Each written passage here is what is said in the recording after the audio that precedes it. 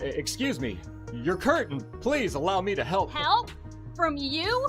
I didn't mean to offend. I just thought you should know that That I should know what? That some privileged white guy thinks his opinion matters? Get over your entitlement. I'm not some damsel in distress waiting for you to ride in on your high horse. It's the most emotional experience that a person can go through to know that what they're working on is something that has reached a generation of people. Oh my God. And if you disagree with this sentiment, just hit the unfollow button. I don't need your business. Thanks. You know, I don't need your business. You know what? Maybe Disney does. Maybe you're a tool, you're a pawn in this film. You didn't write it. You didn't direct it. You have nothing to do with the creation of Snow White. Right. You should shut up and do the job. No one on the right side of America can stand the star of this movie. Yeah. Weird. I would highly advise that you boycott this film, no matter how much your children love Snow White. They're remaking the movie. They just got rid of the dwarfs. Okay, but what do they call them? Why would they get rid of the dwarves, though? Magical creatures. But they have one token dwarf amongst these magical creatures. You actually just went backwards. You actually just erased the dwarfism side of it. The disability, like we're a disability group. You just erased that whole image. The argument should have been from Peter Dinklage. There's power of being on TV. There's power of television. And to put 7 people with dwarfism on camera in a major Disney movie, there's still power there. If the story is offensive, change the story. Don't change the characters. This is no ordinary apple, my dear. It's a magic wishing apple. A wishing apple? You offer it to me freely. In place of the patriarchy, you would have a queen! Not white, but diverse, inclusive, and equitable! I will become the leader I know I can be! All shall love me and despair! Oh, what has she done to you? Fear not. First love's kiss can break any curse.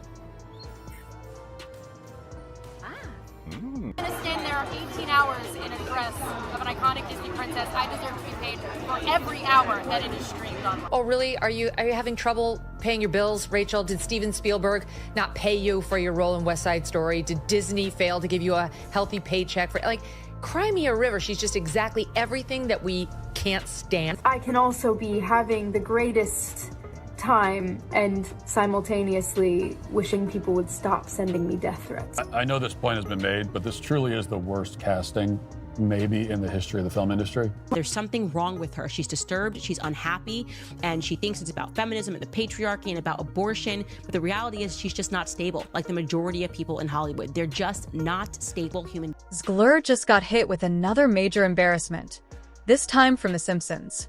In their next episode, The Simpsons are going straight for the throat with a savage parody of Rachel and her Snow White disaster. The fake movie inside the episode, it's called Snow Woke, the Reimagining. And yes, it's exactly what you think it is. A total mockery of Disney's failed attempt to modernize a classic. Rachel Zegler is already drowning in bad headlines, fan hate, and box office shame. It got destroyed at the box office. Here's the box office numbers. The Minecraft movie made $60 million on Saturday. Snow White made 2. Minecraft. Yes, a movie about pixelated blocks completely crushed Rachel Zegler's Snow White and left Disney humiliated. The studio never expected that casting Rachel would end up ruining one of their most iconic fairy tales. People never heard of her until she started running her mouth. I can only hope that despite my flaws, and despite my cracks and my breaks, and there are many of them, that at every premiere and everything I do, people will wait in line. However, theaters were empty. People filmed themselves walking into showings where they were literally the only ones there. I am walking into Snow White, 2 p.m., now seating. Let's see how empty it is. I hope it's off the book we go. I hope. Sound like I hear a couple of people.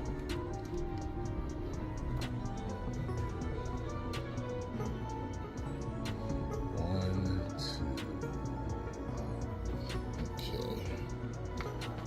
too. And now the Simpsons are turning her into a joke on national TV. A joke that everyone's going to see. Sources close to Rachel say she's furious. She's not laughing. Not even close. The cartoon paints her as a tone-deaf, self-obsessed girl boss who's completely out of touch with reality. And let's be honest, a lot of people agree. And as if things couldn't get worse, while the Simpsons are busy roasting Rachel Zegler, she's trying to run from the disaster, escaping the total failure of Snow White. What would you say to those who are just kind of overly critiquing the film at this point? You've worked so hard on it. Right here. You can get darn across. Hold on. Here. Yeah, hold on. All right. Rachel Zegler has suddenly gone completely silent just days after Disney reportedly asked her to pay up for the total disaster that was Snow White. The actress, who's been at the center of massive controversy, has now vanished from the spotlight. No interviews, no social media, nothing. Producers, far left-wing activists in Hollywood are turning on her, and Disney has canceled all of Rachel Zegler's appearances on their media platforms. Kind of tough. People are like, oh wow, Snow White flopped. Who is surprised? You cast arguably the least genuine, most out of touch, and disliked person in her industry, and her industry is Hollywood. And the bad guy is Gal Gadot. This is exactly what critics have been saying for months. And now Rachel Zegler, already drowning in bad press, is getting dragged by The Simpsons, one of the most legendary shows on TV. Let's be real, this might be her most embarrassing moment yet. We all basically knew that Snow White was going to be a massive failure at the box office because of Rachel Zegler's controversial statements. I mean, you know, the original cartoon came out in 1937, and very evidently so. There's a big focus on her love story with a guy who literally stalks her. Yeah. Weird. Super weird. So we didn't do that this time. To understand how we got here, you have to rewind to what was once a Cinderella story in the making. Rachel Zegler was Hollywood's next breakout star. After her critically acclaimed performance in West Side Story, she was cast as the lead in Disney's live-action Snow White. It should have been her biggest moment, but almost as soon as the project was announced, things started spiraling. Not from the movie itself, but from the discourse surrounding it. Rachel's interviews quickly became the center of attention. Rachel Zegler just keeps making things worse with the Walt Disney Company. The more that she tries to defend this movie, the more that she tries to spew her agenda onto the general public, it's only making matters worse. Not just for Bob Iger, but for whatever is left of the image of Disney as a whole. Behind the scenes, you guys know as well as I do that those executives like Spielberg are looking at that, saying, Rachel Zegler can F right off. Rather than focusing on the legacy of the character or her excitement to take on such a beloved role, her sound bites leaned heavily into criticism of the original film. In one now viral clip, she said the prince in the 1937 cartoon literally stalks her and that the story was weird and outdated. The internet exploded. I just mean that it's no longer 1937, and we absolutely wrote a Snow White that is not going to be saved by the prince. She's not going to be saved by the prince, and she's not going to be dreaming about true love. She's dreaming about becoming the leader she knows she can be. Yeah. Weird. For many fans, it wasn't just a take. It felt like she was mocking the very foundation of the classic she was being paid to represent. I just want to tell you guys about a incredible movie that just came out, Snow White. Wow. I just got to tell you, best movie I've seen in years, and there have been some really, really good films lately. Madam Web, Rebel Moon Part 1, that movie, that transgender one with the Mexican drug lord. But Snow White blows them all away. Chat, this movie has everything. Horrifying, CGI, little people, check. A feminist princess who don't need no man, double check. Diddy dance party at the end. Double Diddy check. All this to say, go see Snow White right now. The new one. Not that old stupid one where the princess gets saved by some good, upstanding guy. The backlash kept growing, especially as more interview clips popped up online. Some people called her bold and modern, but to most, Snow White came off as arrogant, disrespectful, and completely out of touch. The dwarfs make it or no? Well, the CGI dwarfs did. Of course, that goes back to the original controversy where Peter Dinklage, a very talented little person actor, said, Why are we doing that? We've hired a Latina actress to be Snow White. That's progressive. But you're going to hire little people to play the dwarfs? That just seems like a step backwards. And then, of course, Disney instantly buckled and said, okay, we're going to add magical creatures. Then they got even crazier and they decided that the dwarves in Snow White weren't woke enough, okay? You're replacing jobs that people could have as little people. Okay. Snow White and the Seven Dwarfs, it's for dwarfs, you know? The phrase girl boss Snow White started trending online, and not in a good way. Suddenly, everything Rachel said was being picked apart. Every quote, every red carpet interview, every public appearance sparked more backlash.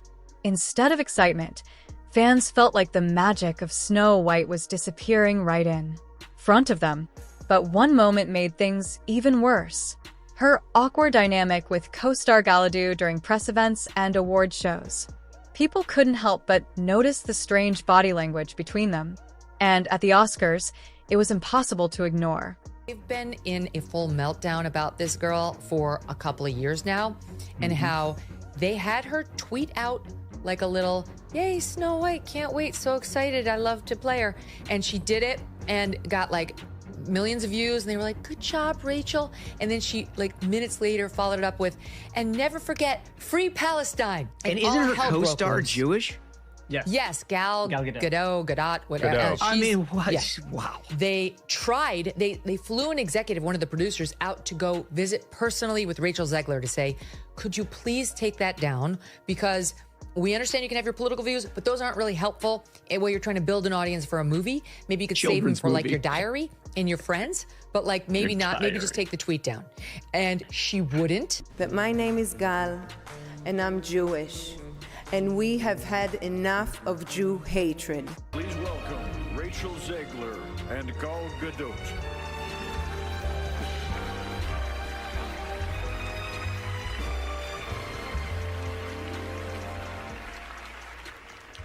Visual effects push the boundaries of what we see on screen.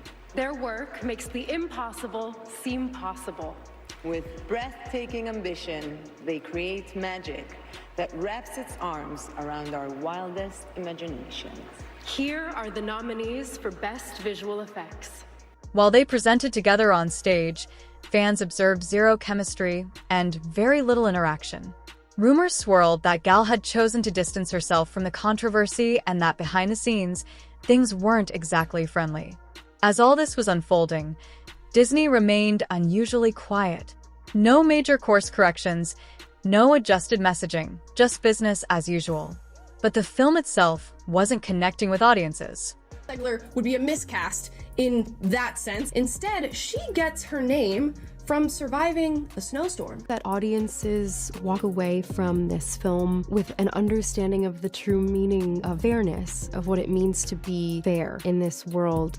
There is a message that's been carried on for almost 90 years now from the original animated classic. That is, fairness is what is within. Fairness is to do with your heart, the way you treat the people around you, and it has nothing to do with what you look like, and that's the misunderstanding between Snow White and the Evil Queen. I think it's such an important message, and the way that Disney has elevated it and brought it to this new audience is very special. Snow White hit theaters with Disney's full marketing machine behind it. Yet, ticket sales were flat. Name recognition couldn't save it, and the movie quickly became one of the studio's most divisive remakes. Alex, what has been the reaction to Disney's latest expensive own goal?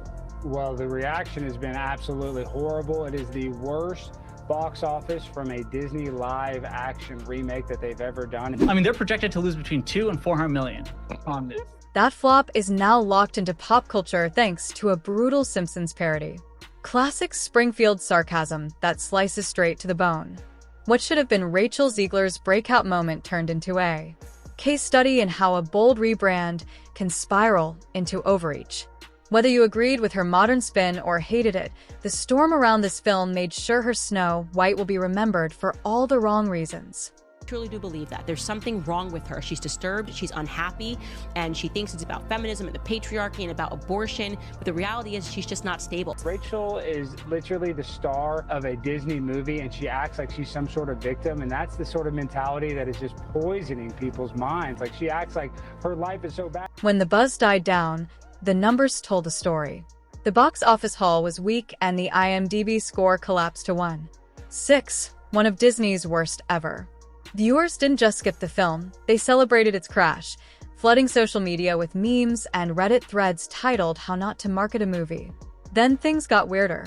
A fake OnlyFans account using an AI image of Rachel went viral in hours. It was phony, yet thousands believed it. Proof her public image had slipped so far that even an absurd rumor felt plausible. The movie is doing catastrophically.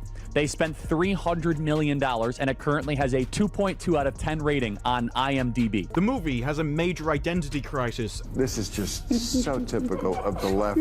The progressives always finding a way to find their way back to doing something not progressive. It's got extra musical numbers that are incredibly unnecessary that really add to that runtime. And let me go ahead and let you know that they're absolutely atrocious. Disney deleted Someday My Prince Will Come and made a modernized feminist alternative. I sat through the whole thing. This was really bad. It was extremely leftist on every political dimension: racial politics, sexual politics, class politics, regime politics. Its narrative was Hollywood noticed casting calls that once highlighted her name quietly moved on. Projects rumored to star her stalled or recast. In a single year, she fell from Disney's next big thing to a brand risk. Her very public breakup with actor Josh Andreas Rivera added fresh headlines, feeding the narrative of a young star unraveling under pressure. And just as the